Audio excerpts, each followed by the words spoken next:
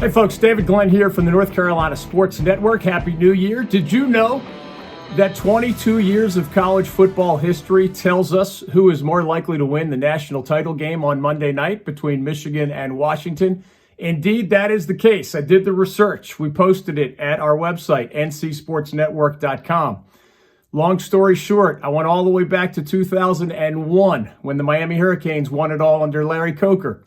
I was curious, how did their recruiting go? How was it ranked in the years leading up to that national championship for the Canes? Well, 3 straight years leading into the title season, the Canes had recruiting classes that were ranked in the national top 10. So that was the starting point for this research, 2001. Fast forward over 22 years, including these recent back-to-back national titles for the Georgia Bulldogs. Guess what?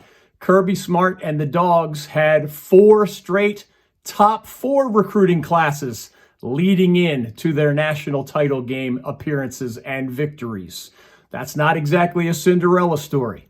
Believe it or not, every team in between, and I have the numbers there for you at ncsportsnetwork.com, every single national champion for 22 years running now had at least one top 10 recruiting class on its roster at the time they won it all.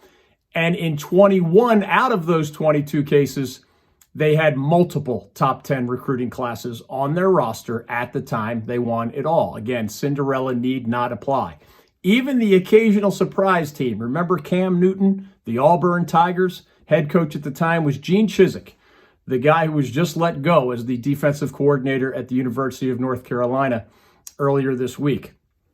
Even those Auburn Tigers, 2 of their 4 most recent recruiting classes at the time they won it all, had been ranked in the national top 10, in this case, according to the 24/7 Sports composite team rankings, which are a collection of multiple sources that follow football recruiting.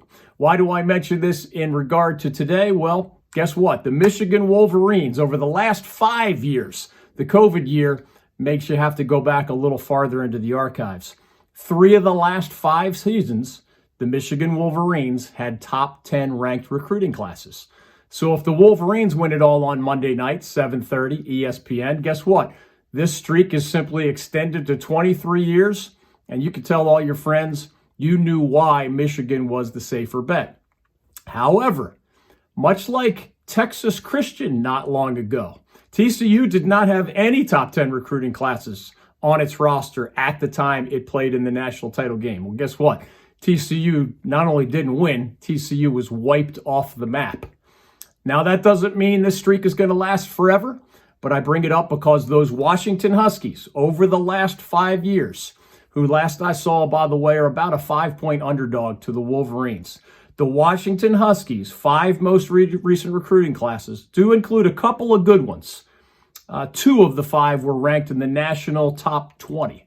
None of them was ranked in the national top 10. So if Washington wins it all on Monday night, this 22-year streak would finally come to an end. Now you know. If you want to see the details, check out our website, ncsportsnetwork.com. I'm David Glenn. Happy New Year, and thanks for joining us. In sports, we talk a lot about impact players who make a positive difference. When it comes to our state's economy, the North Carolina pork industry is a true MVP. Each year, the pork industry plays an important role in supporting rural communities across our state. It contributes more than $10 billion a year to the North Carolina economy and supports more than 44,000 jobs. Learn more about their positive impact at ncpork.org.